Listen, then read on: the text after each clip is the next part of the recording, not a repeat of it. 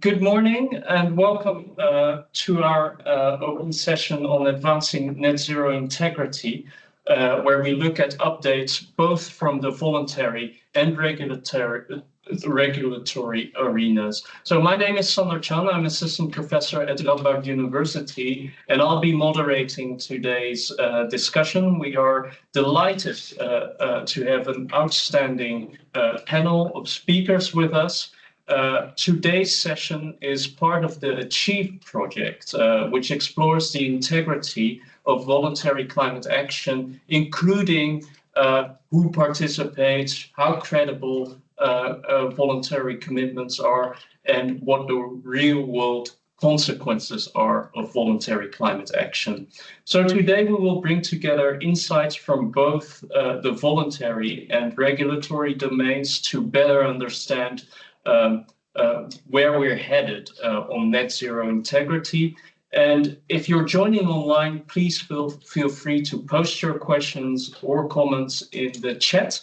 Throughout the session, we'll aim to bring some of your comments and questions into the final panel discussion. So without further ado, let's get started. To kick us off, I'm very pleased to introduce Sybrig Smit, who is senior researcher at NewClimate Institute, where she focuses on the credibility and transparency of non-state and subnational climate action. Sybrig will give us the latest on version 2 of the SBTi corporate net zero standard, and share developments in the ISO standard development and the GHG Protocol processes. Sybrig, the floor is yours. Thank you very much. There we go.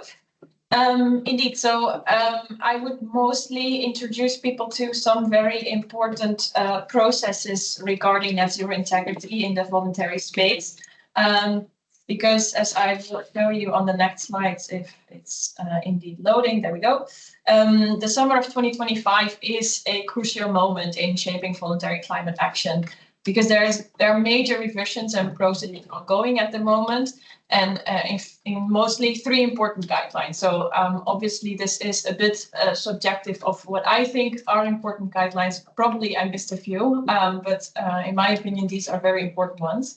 So first of all, there's the ISO net zero standard being developed. Then there is an SBTi net zero standard for public consultation ongoing, and the Greenhouse Protocol is being revised, and I will touch base on all 3 of those. As you can see in the timeline that I posted a picture of in the bottom right corner, the ISO process they're all kind of simultaneously happening. And like I said, I will dive a little bit into the timelines and the crucial topics in all 3 of them. So first of all, the ISO standard. This ISO standard is building on the 2022 ISO net zero guidelines. So in ISO language, this is an important difference, where guidelines are basically not following the official ISO processes. Now there's an official ISO process going on to develop the standard. And that means that in the end, potentially organizations can call them ISO net zero aligned. This process started in 2024 and the completion is due in 2026.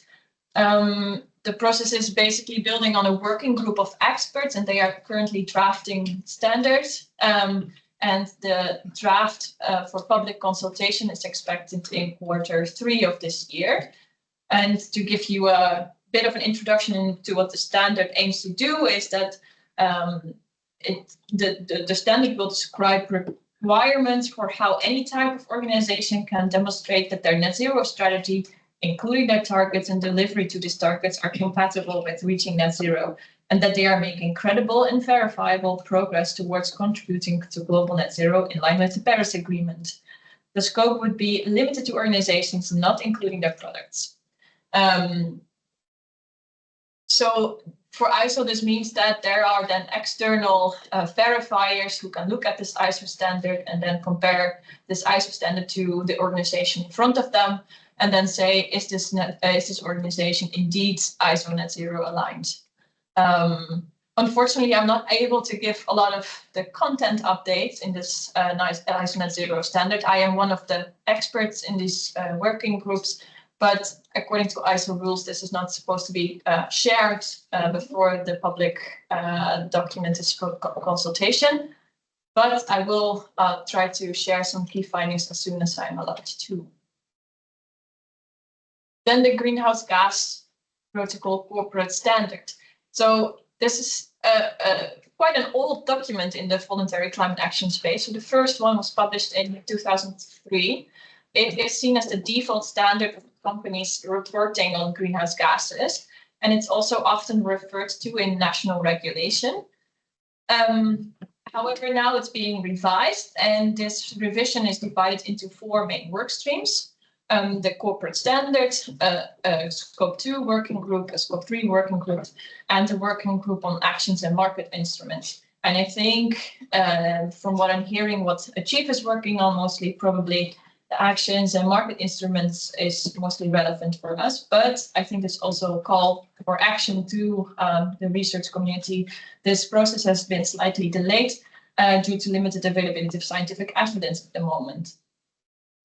This protocol is highly crucial for the corporate climate action space because, as I said, it's the kind of the default standard for reporting, but also links obviously to target setting. It defines the scope of targets, etc. So it's highly important for any integrity question. Then the Science-Based Targets Initiative Net Zero Standard. This recent version 2 was recently published in April. The objectives of the version 2 were to align with the latest science and best practice, enhance the Science-Based Targets Initiative approach to addressing value chain emissions, and integrate continuous improvement and assessment of target achievement. I think it's very good to note that the public consultation is still open for another 11 days or so. So if there are any important findings that you would like to be fed into this important process, please do so ASAP. And during the summer months, expert working groups, which I will touch on in the next slide, will continue to go over the findings. So there are 5 expert working groups.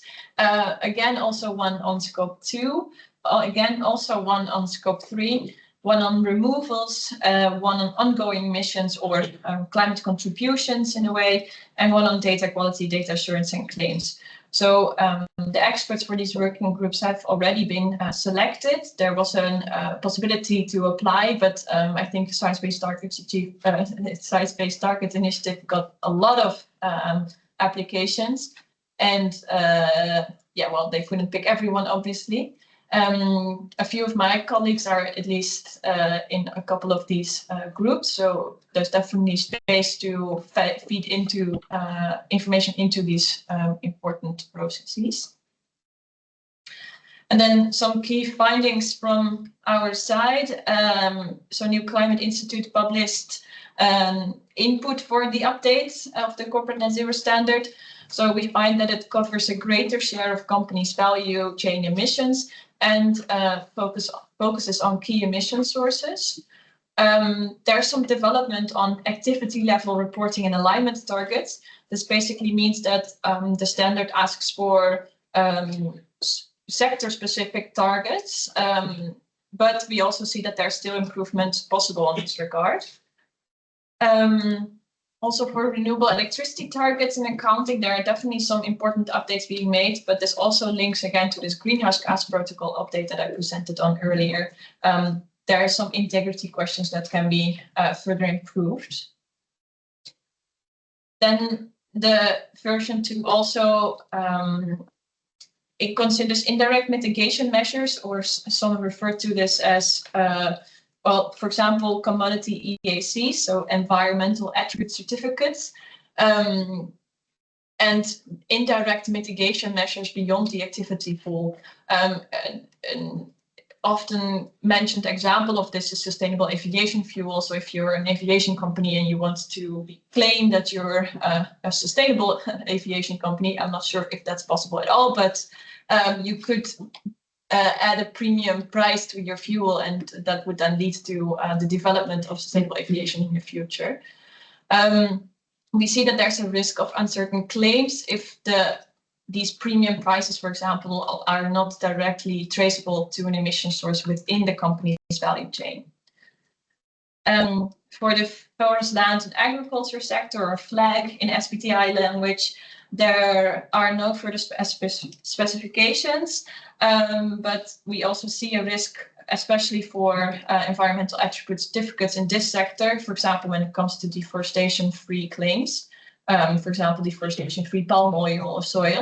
Yeah, I look forward to continuing exchanging ideas on that. Then I think this is my final one. There's also quite some movement on carbon dioxide removals. So the version 2 of the standard introduces 3 options for integrating CDR into the standard. They say it's an option to require CDR, it's an optional recognition of CDR targets, or there's some flexibility. And I believe SBTi is still in this working group, expert working group on CDR, figuring out what the best way forward is. Then the standard also gives companies a stronger incentive to make climate contributions for ongoing emissions, so emissions that have not been addressed yet, but you want to take responsibility for. And then there's some movement and improvement on transparency and claims, where now the SBTi recognizes that it's not a perfect world, and that regular renewal within 5-year intervals has been proposed. We say that this could be a shorter interval. 5 years is actually quite long, especially since spring 2025, and in 5 years it's 2030. But there's now also a possibility to do spot checks. So when misconduct is suspected, then the SBTi can intervene and check if it's still if their criteria are still being met. And then I think it's the floor is for Saskia. Well, thank you, Sybrig, for the very clear overview. And if there's more questions, please share them in the chat. We will also come back to them in the discussion. So we now turn to Saskia. Saskia Straub is also from NewClimate Institute, where she works on the governance of non-state and net zero pledges. Saskia will share more insights from her recent work, where she compares how different organizations assess net zero targets and also reflect on shifts in net zero alliances and their implications. Saskia, over to you. Thank you so much, everybody, for being here. I'd like to share some of our recent findings, as mentioned. If you want, you can also switch on the camera.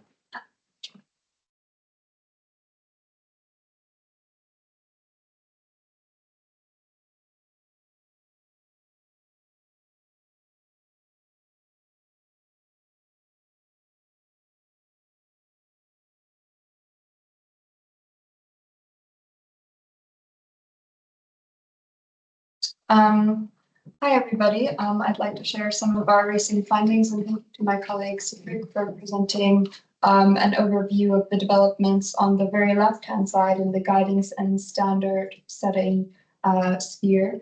So this topic of what corporates are doing on climate change has already been addressed widely as well by independent validators and assessors who examine corporate transition plans and, based on numerous indicators, rate these transition plans. And that's quite important for numerous stakeholders in the landscape, investors, NGOs, other organizations wanting to understand more specifically what a company is doing on climate change voluntarily and how that aligns with the best practice set out by different standard providers, but also within the own interpretation of these independent assessments.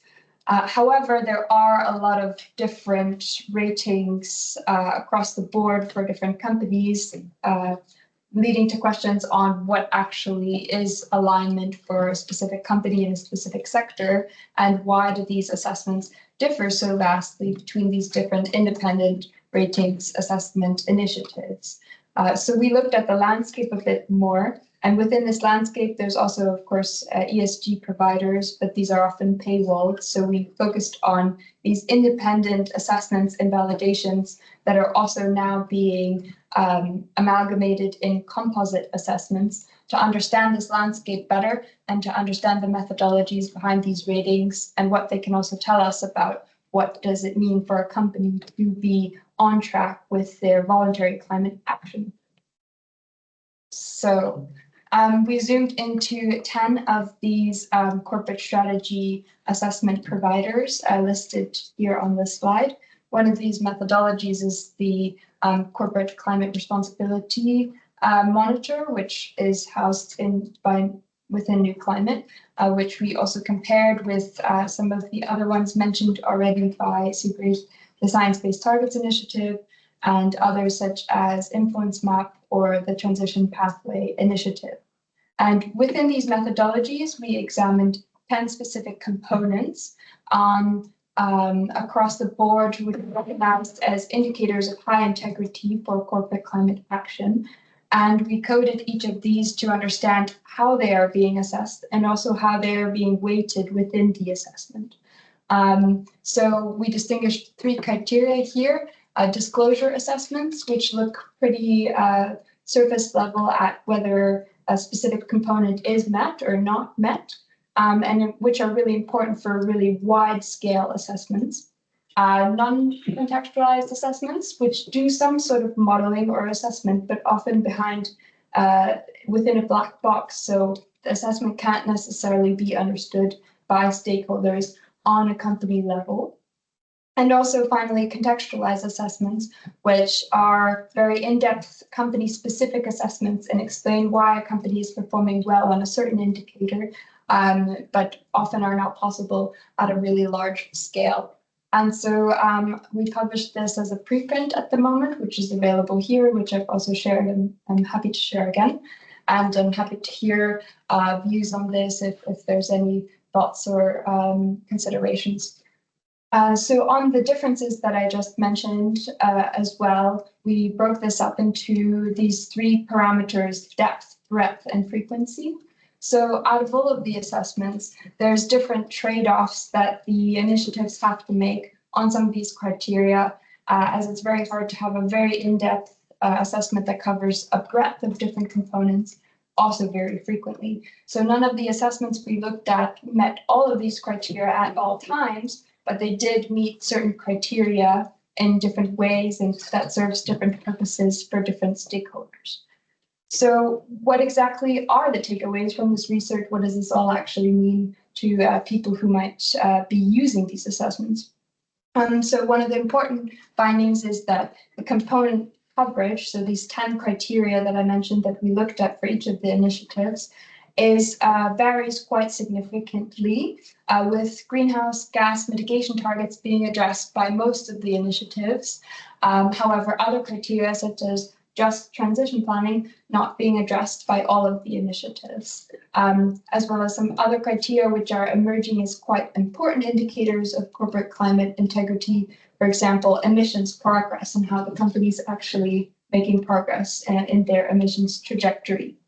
And so the takeaway messages for users of these assessments are that they should understand that apples and apples are actually more apples than oranges, and it's a whole fruit basket of different assessments, which not necessarily one can be said, oh, this is the best high integrity assessment, and this was not the aim of this research, but rather to show that there's different strengths in different assessments, and understanding what's underlying these assessments is quite important for different users.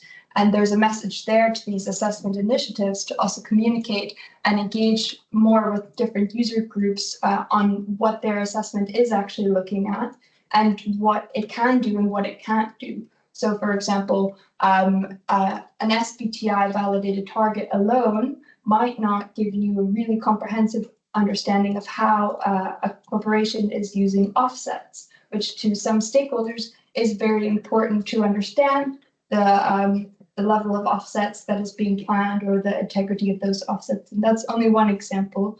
that doesn't mean that other criteria aren't being met by such a rating or target, a validated target. Yes, so this is the insights on this research, and we are working now to engage more with the different stakeholders on also helping them see how they can bring their strengths together. So not just duplicating necessarily assessments, but making use of their individual strengths to also bring these assessments together in these composite assessments, where one initiative, for example, might perform or have a very in-depth understanding of a specific indicator. For example, Influence Map looks at lobbying in depth for very large-scale companies, and bringing that together with others, which is already being done within the landscape by some. Transition ARC is one of the ones that we looked at. So I hope that gives you some insight, and that was understandable to some extent. Yes, so next I wanted to highlight some of the work we're doing on financial institutions, which have in recent times, if you've been following the news at all on this, there's been a lot of cracks in these coalitions that were launched to mobilize and galvanize voluntary action from different financial institutions. And they've been a little bit under pressure. So if we just rewind briefly, in the lead up to COP26, there was a lot of energy and efforts to bring private finance on board with voluntary climate action. And one of the key results of this was the GFANS Alliance, which was an umbrella organization that covered, and is still an umbrella organization that covers numerous other net zero alliances, and managed to create a lot of momentum behind net zero pledges for different financial institutions. But as already highlighted, some of these are unfortunately facing some pressure and falling apart a little bit. So, for example, the Net Zero Insurance Alliance fell apart last April and has since been replaced by the new initiative called FIT, which is much less prescriptive about the targets that members should have and doesn't even have specific membership requirements, but is more a supporting organization to help insurers understand what the expectations are for them to develop climate plans and transition plans. And so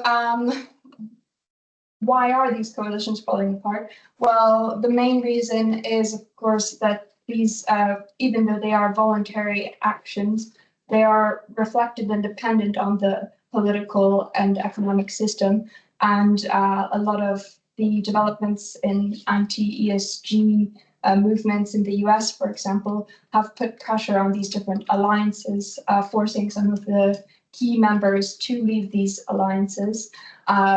And with some of these member exodus, more members follow, and so that puts pressure on the whole alliance. There is, however, also the other side of the coin, which is that there have been some selective membership withdrawals due to the perceived lack of ambition of some of these alliances. And the question in the room has also been, what have these alliances accomplished in the past 5 years? Does it really make a big difference if one big financial institution is leaving this alliance, if there's been no demonstrated progress necessarily on some of these topics, such as fossil fuel financing still being very present by many of these institutions? So in that regard, we looked at some of these tensions between these different levels. So the financial institution level, the cooperative climate initiatives level, and the regulation level, and how they can support each other in pushing towards more Paris-aligned climate finance, and as well as how they inhibit each other.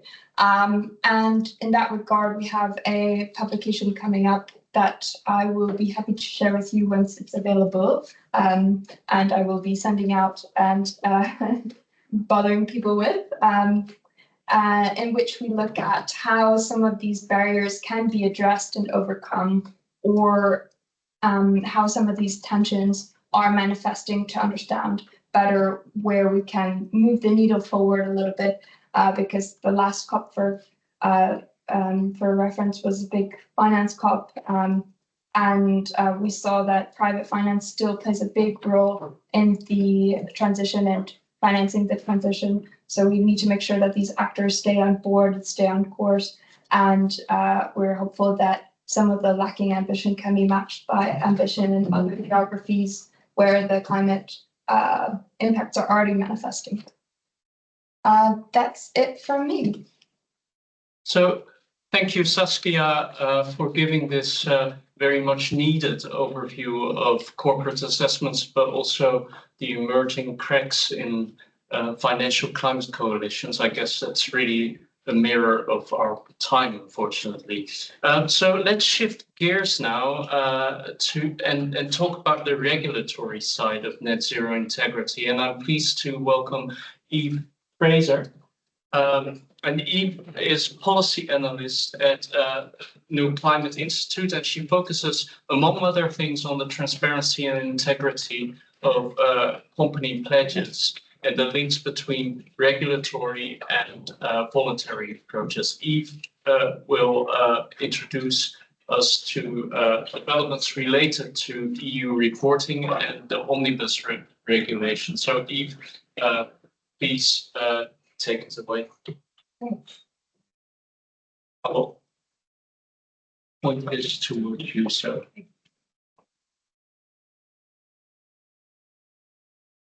So, yeah. Perfect.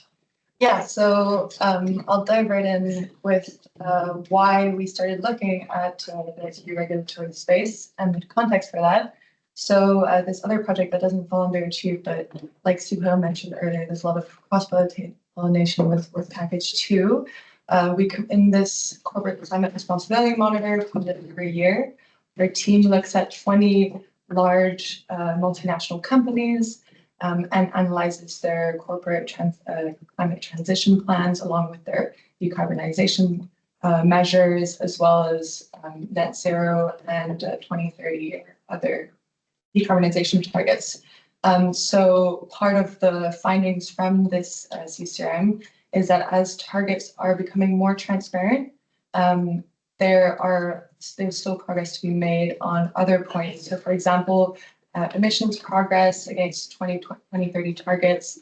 It's clear that companies are still not on track. Some companies are reducing their emissions, but slowly, and it's unclear exactly how 2030 targets will be reached. Some companies do not have ambitious 2030 targets. They're also lacking transition plans and clear measures underpinning those targets. So now the shift is as targets are becoming more transparent and seemingly ambitious at the surface level and in their formulation, there's still clear holes in climate strategies, and it's unclear exactly how companies are planning to reach those targets, especially in the short term, but also some more deep structural decarbonization measures are lacking for the longer term. And then finally, there are several emission accounting loopholes that companies are using to reach said targets into climate emission reductions. So those are all things that we found last year, and we still find are still relevant this year. But yes, in that context, we sort of look at 3 different avenues in which we are asking for changes and proposing recommendations. And one of the ones Sybrig already overviewed with the ISO and GHG Protocol and SBTi, but the one I'll just be talking a bit more about right now is stricter regulation that's necessary to formally hold companies accountable and go beyond voluntary climate action for corporates. So yeah. So I will be talking mostly about the EU level today. So there's a wide range of regulations around corporate climate action, but also just climate action more generally at the EU level. I'll only be walking you through the top 2. So last year, when we were giving presentations around the CSRD and CSDDD, we had just said that the status was approved, but now these are under omnibus review. I will talk a bit more about the omnibus further on, but first I will just go over both policies.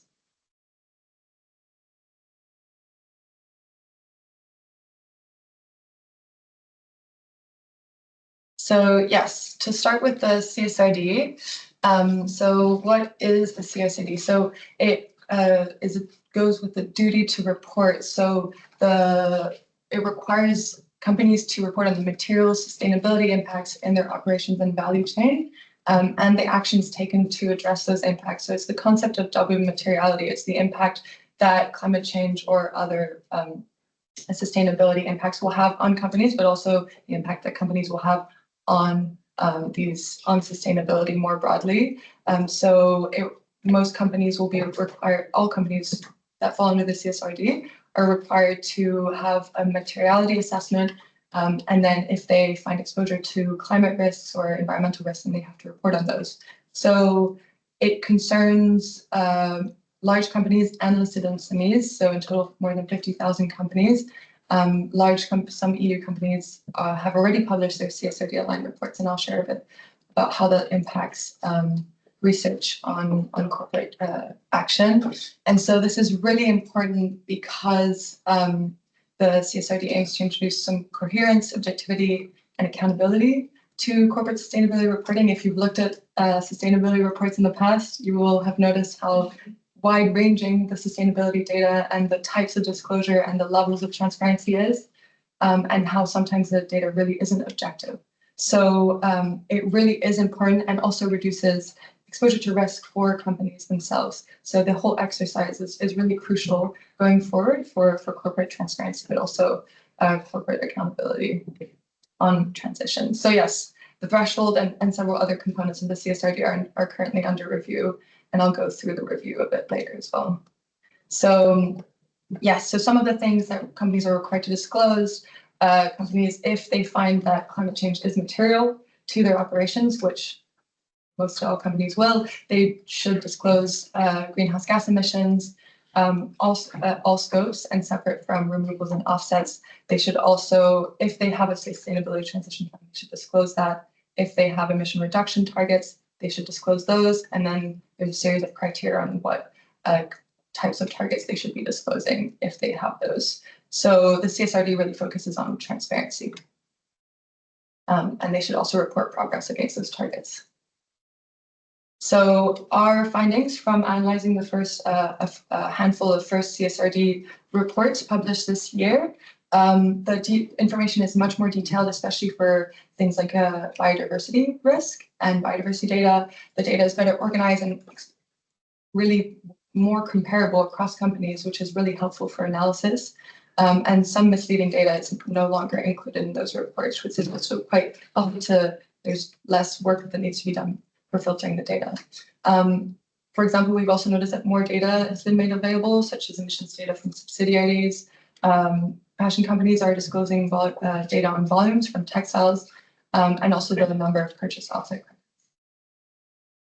So now I'll be moving on to the CSDDD. So whereas the CSRD is its duty to report, the CSDDD is a duty to act. So it's the focus on implementing different ESG outcomes. In particular, of focus and of importance for all of us is that it would require companies to implement and publish climate transition plans. And so it concerns very large companies at the beginning with more than 1,000 employees, and was supposed to come into force next year. So yes, it's extremely important for taking action on several sustainability requirements, and creates legal liability for companies regarding environmental and human rights violations within their value and supply chain. So yes, I skipped ahead a bit on this, but they would have to identify and address the adverse impacts in their operations and supply chains, such as human rights abuses. But yes, they must also adopt and put into effect 1.5 aligned climate change transition plans, including time-bound emission reduction targets. And they would be financially liable for up to 5% of their global revenue. So all of these components are right now actually put into question by the omnibus proposals. Yes, and both directives would be aligned to prevent double reporting. So yes, just to quickly go over the omnibus proposed changes. The company thresholds are proposed to be shifted, certain sector-specific reporting requirements scrapped, and lighter sustainable reporting for SMEs. Also, the number of data points required would be severely limited to 100. Yes, so, and then for the CSDDD, more worryingly, so there would be a timeline change, the company threshold would be pushed again, and then due diligence would be limited to tier 1 suppliers. The word implement would be taken out of having to implement climate transition plans, so potentially leaving that out completely, along with other changes. So just to conclude as to why we are worried about these omnibus changes, a lot of the discourse has been around simplification for companies, but the proposed changes might actually dilute both of those policies. There's definitely a need for harmonization, but the policy does not reduce competitiveness. These policies are extremely important to contain risk, to limit risk, and also to provide strong and transparent sustainability information. Yes, but there is a strong push in support for the omnibus from actors such as France and Germany, especially now it is possible that France and Germany are both calling for the CSDDD to be completely shut down. So hopefully that doesn't happen. But yeah, still to be followed, more developments on the way, I'm sure. Thank you, Eve, for sharing the latest on the kind of the outputs of the corporate responsibility monitor, but also what it would entail, like in the context of EU regulation, should entail, and what is actually happening. And nice to point out the duty to act that we should work towards. So to continue in the regulatory space, we're joined by Professor Maximilian Müller, who is chair of financial accounting at the University of Cologne. He'll share insights from his ongoing work on corporate responses to the CSRD. Professor Müller, over to you. Thanks for having me. It's a great pleasure to be here. It's a really great project you guys are about to conduct or are already conducting. A few points on my presentation. So you see Sustainability Reporting Navigator up there. It's kind of a public good we created. It's a website that currently holds more than 445 reports that have been published under the CSRD, so easily navigatable. You can also ask those reports with a little AI assistant question like, do they have a transition plan? What are their scope 1 emissions and stuff? And as part of our research, we have been looking into selected samples like the Eurostoxx 50. Those are 50 large listed companies that had to adopt the CSRD. But we are basically conducting already a large-scale study in a different diff setting where we look at all firms subject to CSRD reporting vis-a-vis global peers that are not affected by the CSRD, but that is still ongoing research. So take this with a bit of a grain of salt. It's a preliminary evidence of how the CSRD has shifted transparency. I'd like to mention also the type here. ESG reporting is coming of age. I think Eve already highlighted that the previous sustainability reporting was a little bit of a mess. It was hard to identify information, super a wide heterogeneity. And I think what we see here is it becomes more of a compliance exercise, more reminiscent of what we know from financial reporting. So less exciting, less pictures, less narratives, more kind of maybe facts and tables. But there's still a lot of heterogeneity, I should say. So let us jump right into the results. One aspect that we looked at is report volume. We characterize volume here simply by the number of words in a report. So you can see kind of the large listed companies here, and even after having adopted the CSRD, there's still variation by a factor of 10. So from 20,000 to 200,000 words. Okay. So there might be several factors explaining that heterogeneity, such as sectors, size, maybe also ambition. So this is still, up for grabs to exactly understand that heterogeneity. I just wanted to tell you that even though it now all comes under the label CSRD, there's still wide heterogeneity. And now we'll dig into some of the trends. So the first reference that we made is that for these companies, we looked at how much they disclosed in 2023, so prior to adopting the CSRD. And so you can see on average, the reports are getting longer by words, roughly 22% is the average increase. But as we all know, the average doesn't exist. So let's look into the decomposition on the next slide. For that purpose, we created three terciles. So we sorted firms based on their 2023 reports into long, mid, and short reporters. And what you see here is that the long reporters displayed up there in the red line, they actually decreased the volume. So they actually wrote shorter reports relative to what they had written prior to the CSRD. While we see a strong push for those that had shorter reports. So it appears as if the CSRD has kind of led to a new minimum disclosure standard. Okay.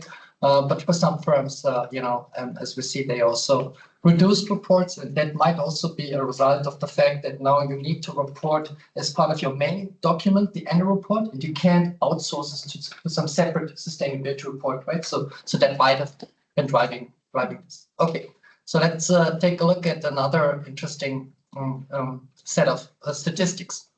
So we characterized those pages, those words, along a couple of features like the numbers, tables, images, and then so as you can see here, there are more numbers, more tables, less images.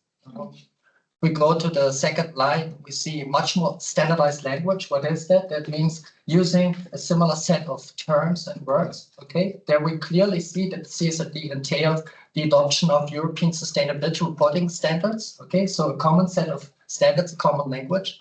But we also see an increase in language complexity. So to some of you who know textual analysis, this is the stock index. Okay, so this is also to be expected as we turn to a more compliance-oriented type of reporting. Companies tend to speak more legalese, and legalese is just more complex.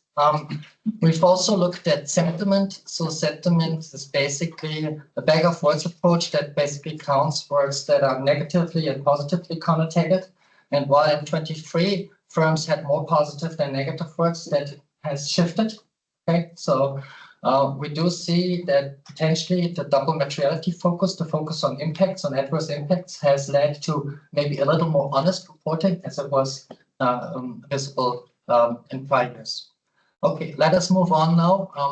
So I understand that for some of you this might be a little exotic, but just to show you where things are trending, we are also here comparing the sustainability report vis-a-vis the financial report of the same companies, just to have a reference point, because it's often said that we want to have sustainability and financial report be kind of on the same level, right? And so you see in the financial statements there are way more numbers, way more tables, fewer images.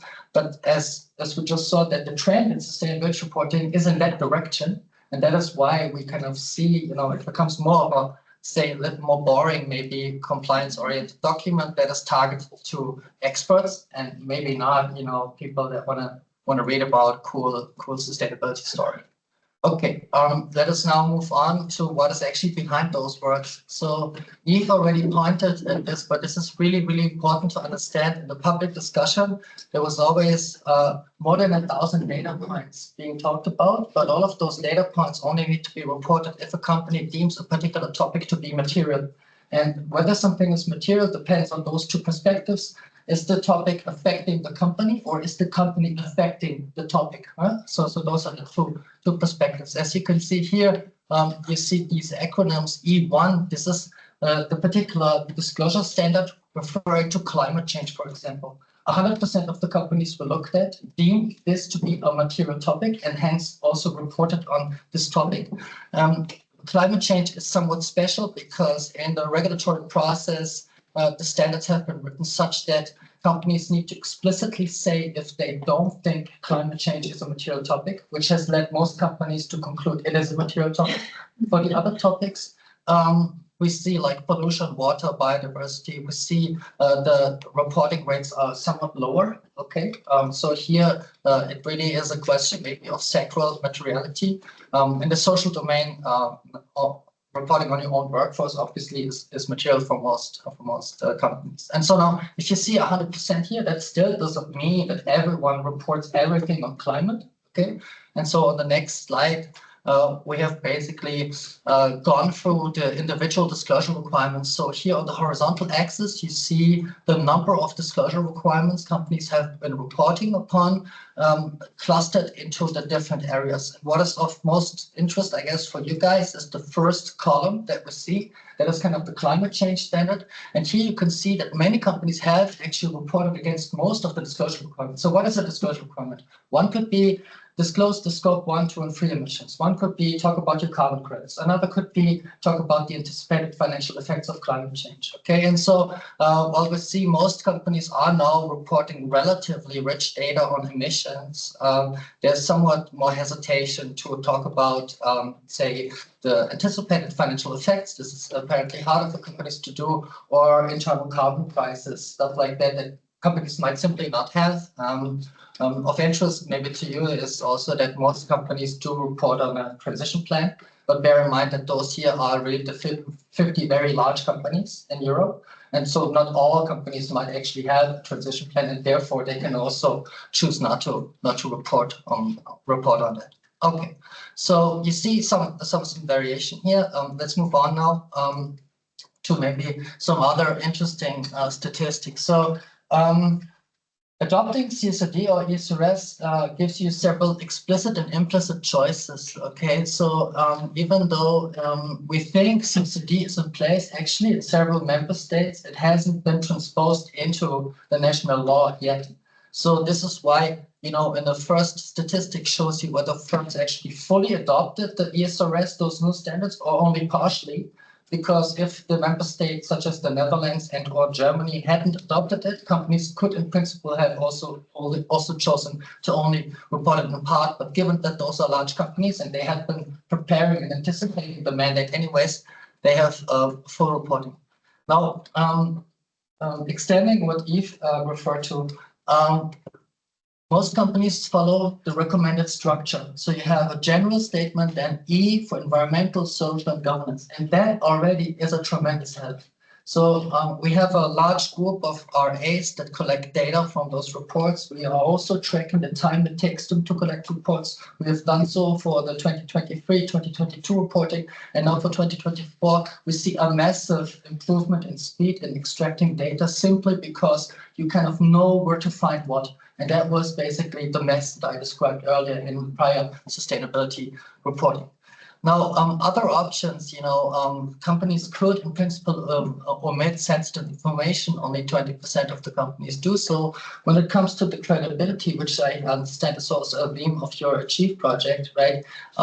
We now, for the first time, have an assurance mandate. But this is maybe also just for the experts, but it's helpful to know there are different assurance levels. So think of this as different intensities of how strongly something is being audited. Now, limited assurance, right? This is something that all companies need to do, and kind of the level that we're expecting for financial information is reasonable assurance. And you see only 20% of the companies actually have their data audited at a level that would be comparable to the financials. So there's still a long way to go, but it's helpful to have some assurance. And I should also say an assurance mandate might be a good idea, especially for emissions, because there are studies coming up now that show that once companies have their emissions data assured, the emissions are higher. Okay, so it's not in company's best interest to get the assurance. Maybe this is something that needs to be mandated. Okay, now maybe another statistic at the bottom right: disclosure rates phase-in. What does this mean? Several of the disclosure requirements, companies had more time to or can choose to disclose them later. And we see that most companies actually make use of their choice to adopt certain disclosures or show certain disclosures at a later stage. In the next slide, maybe some aspects that are a little more interesting to you guys. The first one, what does gross perspective mean? Well, if a company assesses its impacts, the question is, do you assess an impact at a gross level or at a net level? In a net level would already include mitigating actions that you take, right? And so the gross perspective is actually something that would potentially provide more transparency, but you can see many companies are kind of netting out mitigating actions, which then basically dilutes their impacts. Okay. If you look at prior comparatives, a majority did not provide consistent prior comparatives, which could be consistent with, those data points being falsely. Looking at value chain information, most companies do include value chain related information, also related to emissions. And if we look at the line below, what we think is super interesting is to see that even those large companies, 50% of them had emission restatements. What does emission restatement mean? It means you're adjusting, you're correcting the values that you have been reporting in the past. Okay, in the financial domain, in the capital markets, this is a big red flag if you have a restatement of your earnings per share. When it comes to emissions data, this is a big sign of improvement because it means companies have improved the methodologies that they use in order to calculate emissions, right? And so those restatements, by and large, reflect quality improvements. One notable example is, for example, Novo Nordisk, one of the largest companies in Europe. They had an emission restatement which basically increased their carbon footprint by 50%. Okay, so that should all of us in the research domain indicate to us that the data that we get from CDP or from those reports, we need to apply wide confidence intervals, especially when it comes to scope 3 emissions. Okay, so this is really like there's a lot of measurement uncertainty involved. That is also in part due to the fact that only a few companies use primary data when it comes to scope 3 emissions. So scope 3 emissions, those are from the value chain. Primary data means, are you getting the data directly from the supplier and or a customer, or are you using some fancy, math to somehow estimate those emissions? So there's still a long way to go. Okay. Last point. I told you on our webpage, you can also kind of ask the reports questions. And so one of the aspects we have focused in this presentation here on is the supply side. What are companies reporting? Now, it is obviously a key question. What does the demand side look like? So the demand side is not just capital markets. The demand side also includes, society at large, think of civil society organizations and others.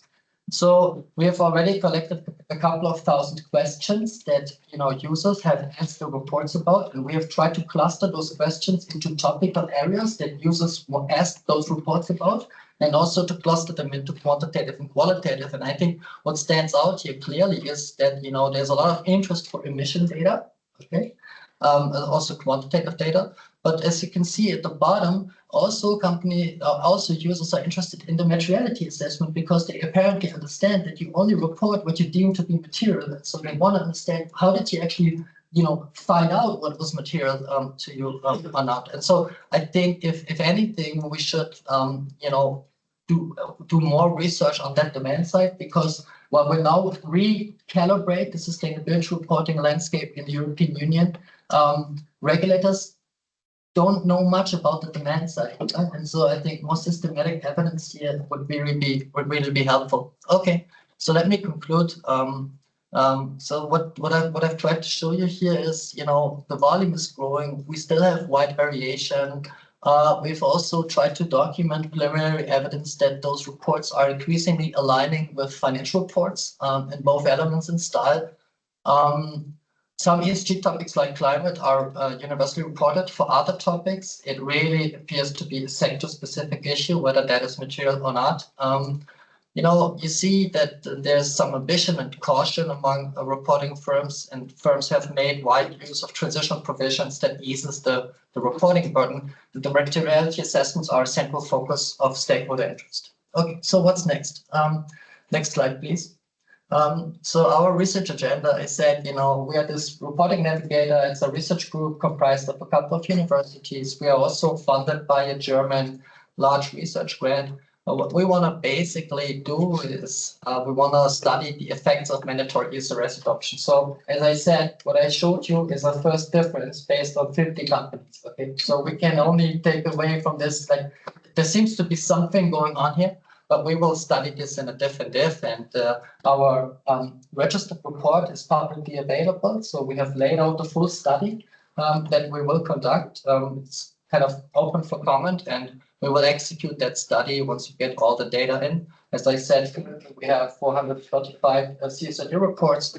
I guess we'll wait until we get 500-600, and then we'll start to execute some of the analyses, and then, you know, examine on the one hand, is transparency going up, but also does it actually reach users? So we're not just happy with documenting that the number of words went up, but also whether, you know, in the media or NGO activity, they actually see an increased activity that can be in part attributed to those increases in the transparency due to the CSRD.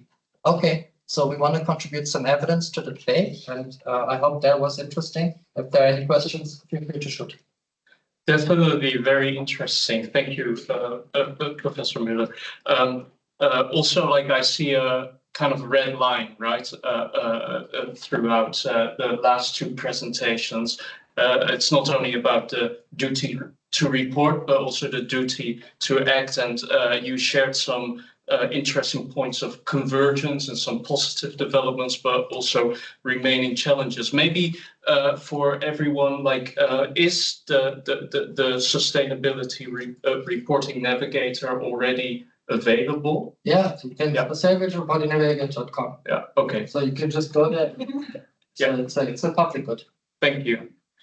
All right, so Can I ask maybe a few clarifying questions? definitely, Yeah, please, because if you speak in this direction. yeah, I think it would work like this. I was wondering if you also noticed a shift in the departments who are actually writing the sustainability report, or if you looked at that. Yeah, I mean, so this is something that we didn't explicitly collect, but from having interacted with a lot of companies, I mean, so we are kind of making every single company explicit here, right? So Yeah. they have also reached out to us. Yeah. It seems like the accounting departments have taken over. Yeah. Or maybe like a joint venture between accounting and a separate sustainability team, Mhm. especially because, you know, I have this assurance requirement, right? Which means, you know, you can't collect data just by sending out an email at the end of the day asking for, you know, what is our water level somewhere in South Africa, right? So you need to kind of have integrated systems and processes to collect the data, and this is where there's some expertise in the accounting domain. Yeah. I've also heard about interesting kind of joint ventures where the accountants were kind of in charge of collecting the quantity, the quantitative data points.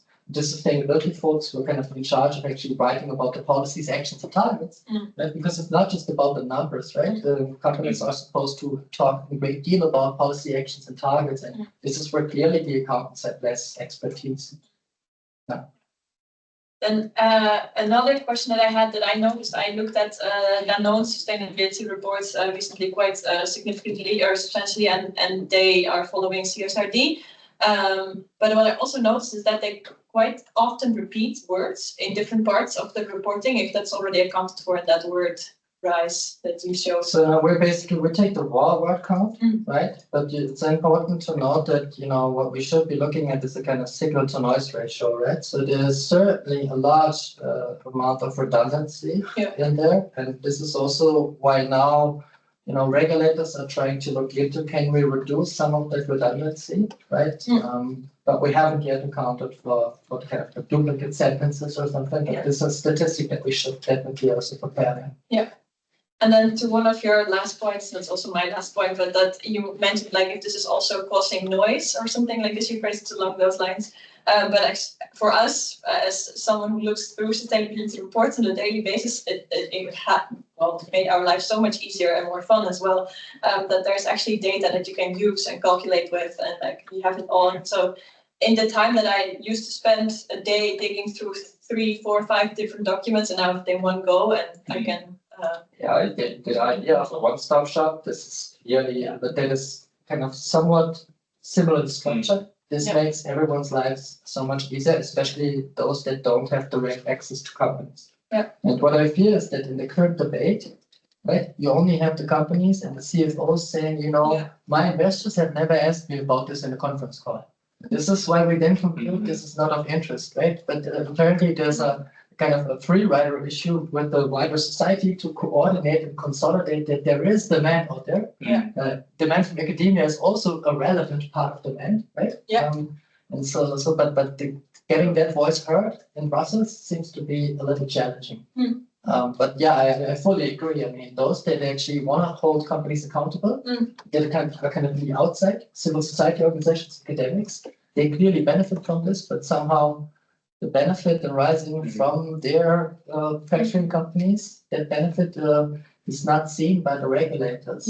And so therefore, if they don't want transparency, clearly they should, use other instruments then, such as target pricing, right? I mean, there's only so much you could do with transparency, but if you remove if you remove that instrument that the public can hold the company accountable, then the public needs to choose other instruments than a sustainability report. Thank you.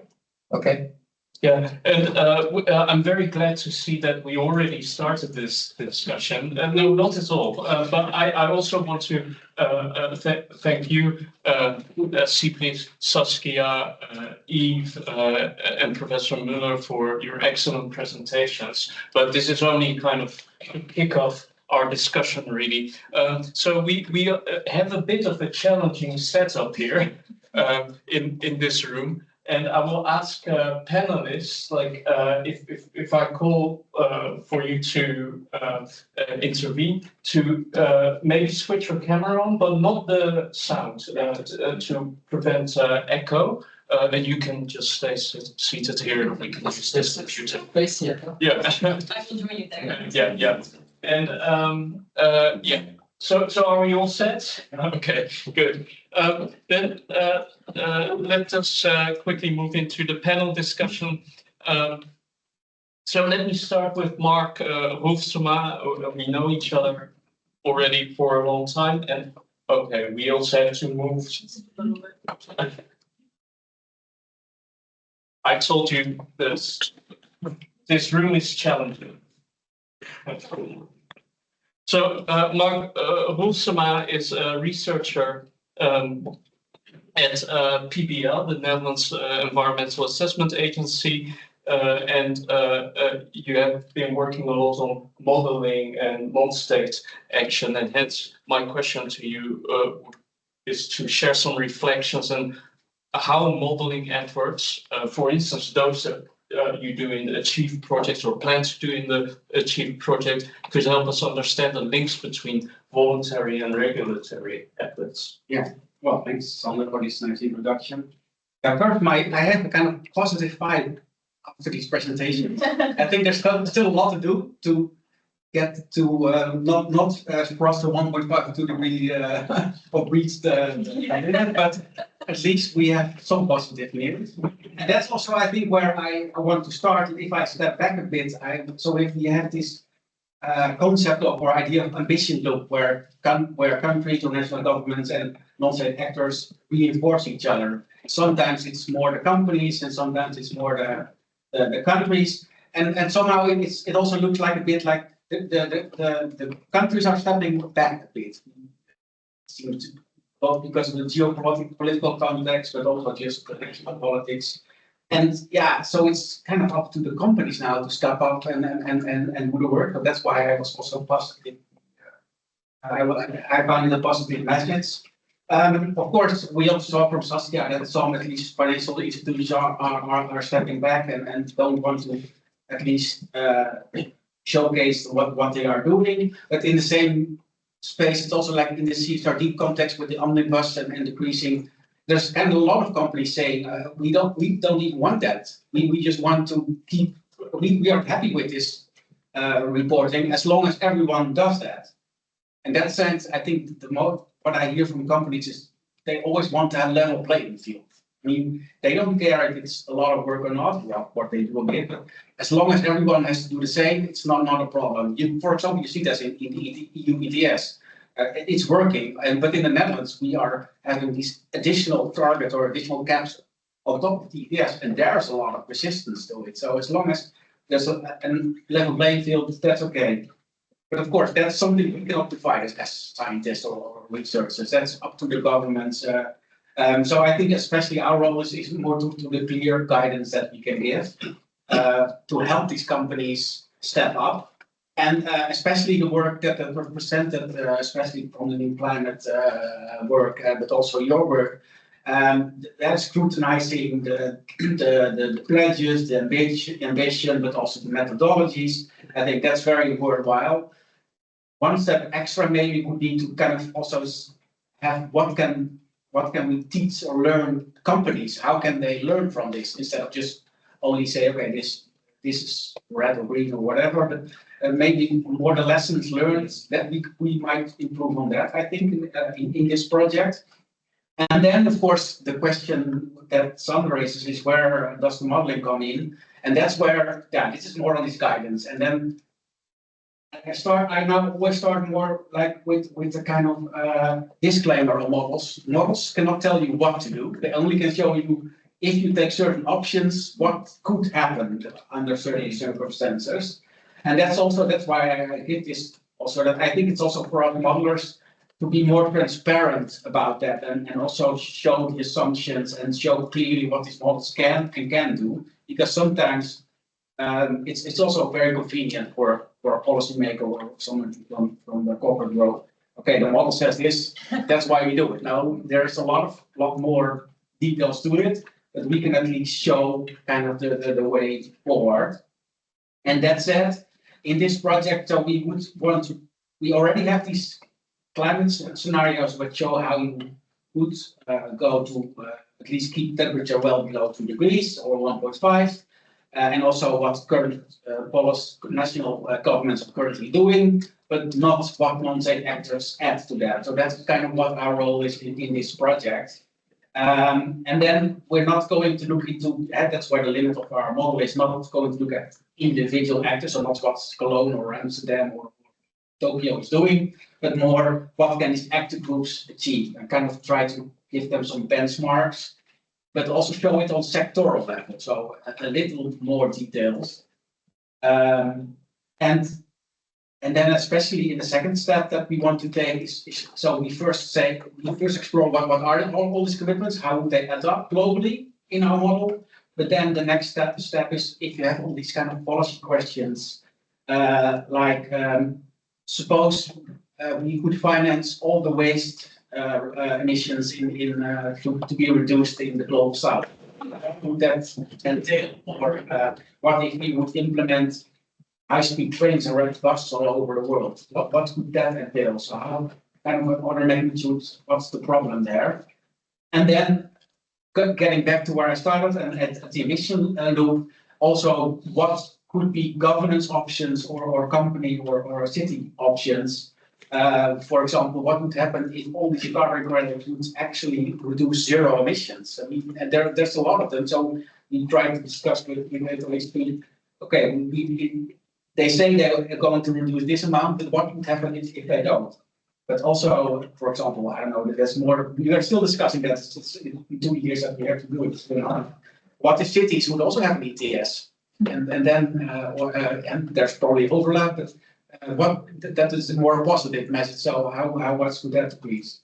So yeah, as I said, so these governance options, that's kind of in what we are currently thinking about, and also want to hear input on them, especially on the next. Thank you. Thank you, Mark, for showing us the practical, so the policy value maybe of knowing what would happen, what could happen. So also joining us as a panelist today is Isabel Haase, and I'm walking again.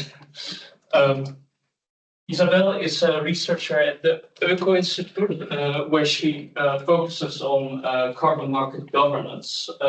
So I would like to ask you for your reflections and what are currently the most pressing integrity risks related to the carbon market and carbon market practices, especially in the voluntary sector, and how can regulation address that? Thanks so much, Sander. So I think when it comes to the carbon market, the most pressing integrity issues are kind of already well known.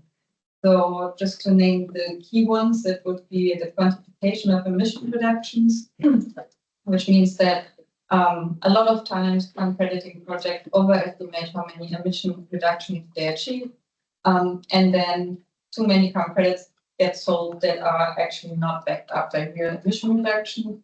Then there is additionality, which means that projects are generating carbon credits that actually didn't take carbon credits into account in the first place, so the carbon credits didn't do any difference. And there's the issue of permanence, which is especially relevant to carbon crediting projects in the nature-based solutions field. So, for example, if a forest is protected by a carbon crediting project and then burns down, then effectively no emissions have been reduced, and that's a problem. So there are many other issues in that regard, but I think those are the key ones, and they are already well known. So the question now is there a sincere effort to enforce carbon credit quality in the market and kind of establish standards so these issues don't arise as much? And I think there are three kind of initiatives or effort currently in this space to look out for. The first is the Integrity Council for the Voluntary Carbon Market.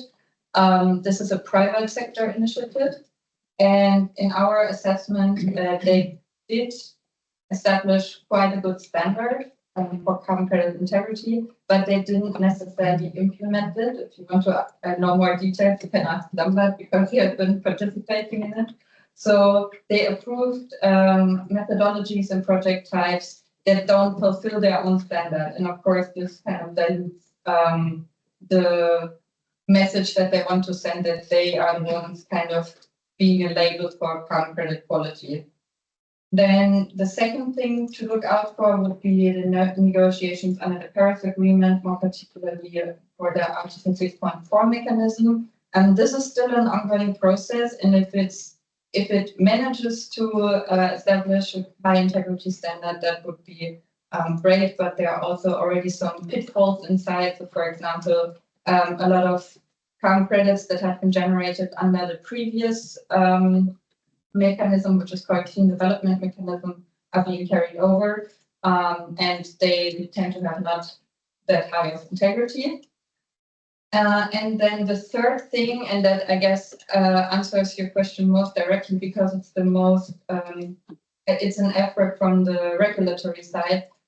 It's the Carbon Removal Certification Framework, the CSDDD, which is not a standard in itself, but it's kind of designed as a carbon crediting mechanism from the EU, which could be standard setting since the EU kind of has a good reputation when it comes to high quality. But our assessment so far has been that there are some concerns and lacks regarding the provisions they have on the issues I mentioned before, like quantification, additionality. So to summarize, there is a lot to look out for currently in this area, but the judgment is still out if carbon credit quality will really be. Thank you, Isabel, for pointing out kind of the ongoing risks that we all have heard a lot, but also kind of to give maybe a glimmer of hope that some things are happening, but we have to, I guess, wait how sincere things are. So let me turn to Sybrig again. Sybrig, what are the main gaps in current implementation of net zero targets, and do you see a convergence or maybe the opposite, fragmentation in how companies align with voluntary standards? You changed the question for me. Tricky. Sorry. No, we can freestyle. That's fine. Thank you, Sander. Can you repeat it one more time? Sorry. Convergence. Yeah. So do you see convergence or fragmentation in how companies align? I would say a little bit more convergence recently. So I mostly speak from the corporate climate responsibility monitor experience, right? Which we started 4 years ago. So we're about to publish the 4th edition. And 4 years ago, we saw it really all over the place. There was a lot of variety in how they defined net zero, what the measures were, the extent of offsetting and all of that. But that seems to move in a certain direction. That said, these are the largest companies in the world, right? So I think also what you said before, you should take it with a little bit, a grain of salt, because I don't know what's happening with SMEs, for example, really. But there's definitely convergence happening. And I think this is partially related to these ongoing processes that I previously presented on. So Science-Based Targets Initiative, Net Zero Standard, but also definitely CSRD and CSDDD that really pushes companies a certain direction. And at the same time, I also think that public pressure has increased, so that the public and also regulators oftentimes, this might be not the best time to talk about that so much, but until November 2024, it was quite clear that regulators were also demanding a certain level of emission. And we did see movement there. I think also where are still gaps, and I think that was the first part of your question. What I still really struggle with is what companies actually need to aim for. So what are necessary benchmarks? And this, I think, close relates to the regulatory space, because many of these benchmarks are, in fact, socioeconomic choices. I have a friend, colleague, who says the aviation sector is definitely not hard to abate, because we can just decide tomorrow that we won't stop flying, that we will stop flying, right? But this is a socioeconomic choice, and I think there is where we are really looking for regulators and sector observers who can say what is a acceptable choice that we accept as a society, and what are therefore plausible and feasible benchmarks. Thank you. Thank you for free wish. I didn't realize that I changed questions here, but I was also thinking, I mean, on the fragmentation side, we also saw in the presentation that, the coalitions that fall apart, companies that kind of, some might backtrack or kind of give in to the political backlash against ESG reporting. Some might believe because, you know, the joint kind of pledges are not ambitious enough. So in that sense, maybe there might be some. Yeah, I would add to this that this kind of backtrack is quite geographically and sectorally focused. So definitely American companies, there has been kind of a pause or a backtrack. I would say that, but then European ones, we don't really have not seen evidence of that yet, and Asian ones either. So, sorry, I'm being cold here. I think we should be careful with calling it a global backtracking in climate targets or climate ambition of corporate actors, and really see how also still ambitious actors are pushing forward. Yeah. It's too soon to tell, I would say. Yeah, and I guess it also it probably also depends on what set you're looking at the moment. Yeah. All right. So sorry, I'm losing my notes here. But thank you very much. Maximilian or Professor Müller, if I may return to you, I would also like to hear your reflections. So where do you see the biggest challenges at the moment in bridging kind of the regulatory and the voluntary frameworks? Could improved regulatory clarity drive better corporate behavior? I think you already gave a small example in your presentation on the insurance assurance mandate. Okay, so first I think the notion of leveling the playing field that you brought up, this is really important. Not just to make sure that I report something, only if you report, I will report, but also how can we hold the company accountable or evaluate the company's, ambition level or performance without having a benchmark. Right? So I mean, so all of those reports that were super tough, customized to one particular company, like how on earth would you be able to kind of to say, okay, is this good or is this bad, right? And so I think, necessarily we need some form of standardization, some form of harmonization to actually have at least a certain set of KPIs that can be, where you can engage in relative performance evaluation, because otherwise it's super hard to tell from the outside. And so, so this is where I think you do need some form of a mandate or some standardization. But then I think when it comes to the voluntary aspects of it, we should not forget that obviously is one aspect to mandate something, but the voluntary ultimately.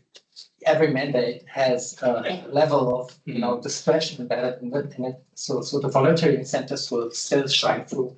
So in the context of the CSRD, right, the voluntary aspects are, do you use primary data for emissions? Do you have an SBTi target? Do you have a transition plan, right? So those aspects, I think here at least some form of standardization would also help, but at a certain point you need to also tie a certain plan, a KPI to the very company, right? And so there's certain, I mean, there's at a certain point in time, you will not have any benefits from standardization. But I have to also come back to what you said. I think it's very important for us to realize when it comes to voluntary or mandatory, right? I mean, the moment we talk about externalities, like given that companies are not kind of, I don't want to repeat Milton Friedman here, what the purpose of cooperation is, but in a competitive landscape, it's very hard to be a moral or stakeholder cooperation if you compete with companies, right, that purely opportunistically follow what is currently the law, right? And so this is why I think there's a certain limit to what voluntary actions can achieve in the context of externalities, right? And if we live in a world in which only 24% of the carbon emissions are subject to some form of pricing scheme, then I think the voluntary space is nice to have, right? But I think this really calls for mandatory action because companies won't themselves clean up the mess which they don't pay for at the moment. But that again kind of raises kind of the question of regulation, how important that is also to flag voluntary action. Clearly.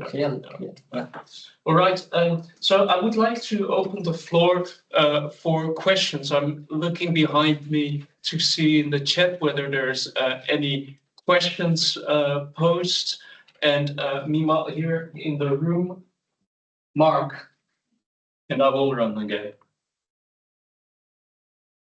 I'm quite considerate because I was triggered by your response on that maybe we, how do you say that less flying also is a way forward. And I think the EU is actually also looking at consumption-based. If they need a consumption-based goal or target, would that be a direction that could help in this context? Because it's not companies that can say you should fly less or you. No, exactly, but I think that relates to what Max was saying just now. That it probably needs the mic again. Or can you hear me online? Is that okay? Proper moderator, Sander. Yeah. So what Max was saying as well is that I don't think KLM, Royal Dutch Airlines will commit to flying less, right? It's their whole business model. Just like unless they find an alternative that would actually keep their business model alive. And in that regard, I do think that if there's some push from regulators in a certain direction, and this is not only flying, right? It's, for example, also plant-based protein. It's also cars on the road. It's many things. Heating. We see this there.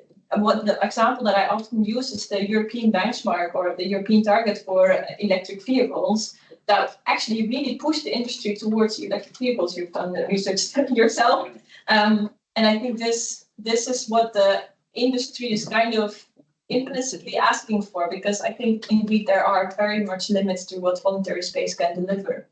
That said, I do think we should also be careful with to what extent the actual voluntary space is writing the rule books of the regulatory space. So what I notice is that they often participate in these roundtables or expert working groups. What I just presented on there, there's all the big companies are participating in these processes. So they're also writing the voluntary space rule books. And then the regulators are also, again, looking at the voluntary space rule books to look, okay, what can we implement in the regulatory space? So I think we need to be very careful in terms of integrity, what we're talking about here, how those processes are being facilitated. Thank you, Sybrig. I do think we have time for one or maybe even two questions online. Can someone, George, can you speak up? Yes, can you hear me? Yeah, good. Perfect. Yeah, just a question. I mean, from a non-expert perspective, like on this topic, all very interesting, of course, but always with my interaction with companies and also now with creating the platform and translating information from, for example, the integrity framework, question arises that do companies know that, I mean, this is just, there is value in integrity, there is value in following sustainability rules, or they think this is just one more requirement from the government? And I say this because we are now, I mean, yeah, of course, in Europe, we haven't seen like backtracking to the part that happens now in the US. But for example, we have now elections like in Sunday, and far right is rising quite concerningly. And with it comes also a lot of anti-climate sentiment that might affect. And for companies like having to follow some rules now and then changing them later, of course, does not make sense. But if there is value in integrity, if there is value already in sustainability and companies can see it, I think it will be less chance that they will backtrack later on. But yeah, I just wanted your views on that also. Yeah.